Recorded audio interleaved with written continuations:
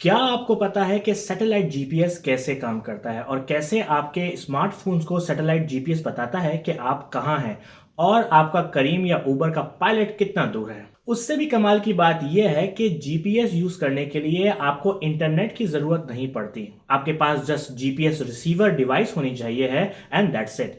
आप अपनी लोकेशन देख सकते हैं और ऑफलाइन मैप्स पर आसानी से नेविगेट कर सकते हैं। लेकिन कैसे? आज हम जानेंगे कि सैटेलाइट से कैसे हमें अपनी लोकेशन का पता लगता है कि जिसके लिए हमें इंटरनेट की भी जरूरत नहीं होती। This is Gauhar Ali Rizvi and you are on my channel.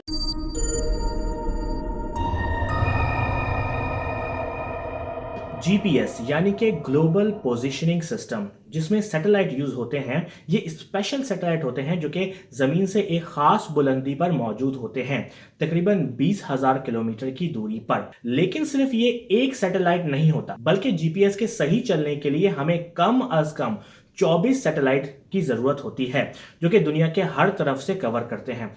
24 क्यों? वो इसलिए कि हमारी अर्थ स्फेरिकल यानी कि गोल है और एक शख्स की लोकेशन बताने के लिए जरूरी है कि उसके ऊपर कम से कम 3 सैटेलाइट्स हों। लेकिन हमें ये सर्विस पूरी दुनिया को देनी होती है, तो मेन आइडिया ये है कि इतने सैटेलाइट्स हों कि दुनिया के किसी भी कोने पर या जगह पर खड़ा हुआ जाए तो हर वक्त उसके ऊपर कम से कम 3 सैटेलाइट मिलें। एंड साइंटिस्ट ने कैलकुलेट किया कि 24 सैटेलाइट से ये काम मुमकिन है। अगर 24 सैटेलाइट आसमान में होंगे तो दुनिया के हर कोने में आसानी से कम 3 सैटेलाइट्स हर वक्त अवेलेबल होंगे। लेकिन रियल में 31 सैटेलाइट होते हैं जो कि ऊपर गर्दिश करते हैं। वो क्यों? 24 एक्चुअली मिनिमम नंबर है, आई मीन कम अज कम। लेकिन बेहतर है कि कुछ एक्स्ट्रा सैटेलाइट्स भी होने चाहिए हैं जो कि मैल फंक्शन या बैकअप के तौर पर या थोड़ी और प्रिसीजन के लिए इस्तेमाल हों। एक और भी रीजन है 24 सैटेलाइट से ज्यादा होने का, जो कि मैं वीडियो के आखिर में बताऊंगा, so stay tuned. Now actually आपके मोबाइल फोन्स में एक जीपीएस रिसीवर होता है जो कि इन 24 सैटेलाइट से सिग्नल रिसीव करने की सलाहियत रखता है। लेकिन हमारा जीपीएस रिसीवर इनको कोई जवाब नहीं देता। Let me explain a bit. Animation से समझाता हूं। हर सैटेलाइट हर वक्त 2 इंफॉर्मेशन ब्रॉडकास्ट करता रहता है। एक अब उसकी अपनी लोकेशन कि वो कहां है, और दूसरा उस सैटेलाइट के अंदर की क्लॉक यानी कि घड़ी में टाइम क्या हो रहा है।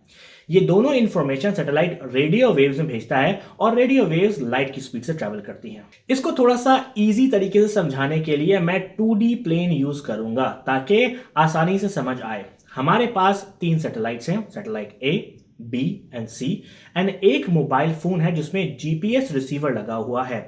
और हमें नहीं पता कि वो मोबाइल फोन कहां है, लेकिन मोबाइल फोन को जब भी कोई जीपीएस सिग्नल रिसीव होगा तो वो बस ये बताएगा कि यस, मुझे सिग्नल मिल गया।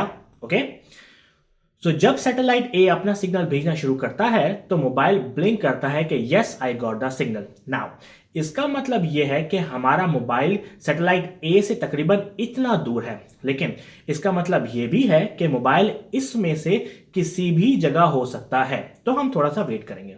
सैटेलाइट बी अपना सिग्नल भेजना शुरू करता है और हमारा फोन हमें फिर ब्लिंक करके बताता है कि yes, I got the signal.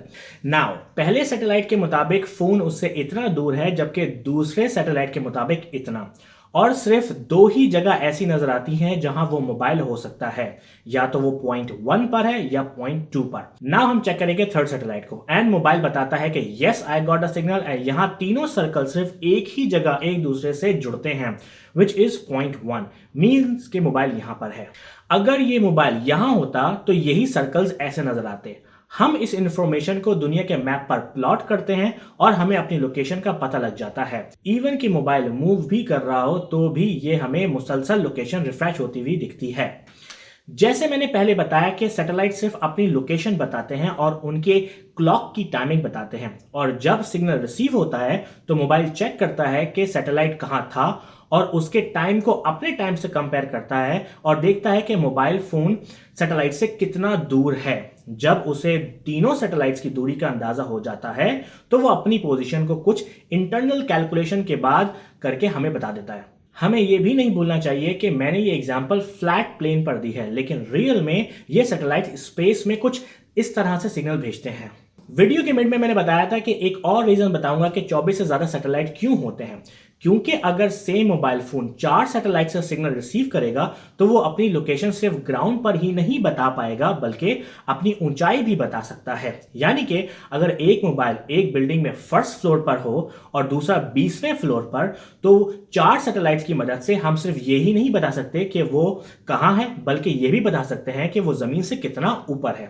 इस तरह हमें सैटेलाइट से अपनी लोकेशन का पता तो लगता है, लेकिन इस पूरे साइकिल में यानी ये तीनों सैटेलाइट से सिग्नल रिसीव करने में और कैलकुलेशन करने में मोबाइल को तकरीबन 45 सेकंड तक लग जाते हैं, जो कि अच्छा खासा स्लो है।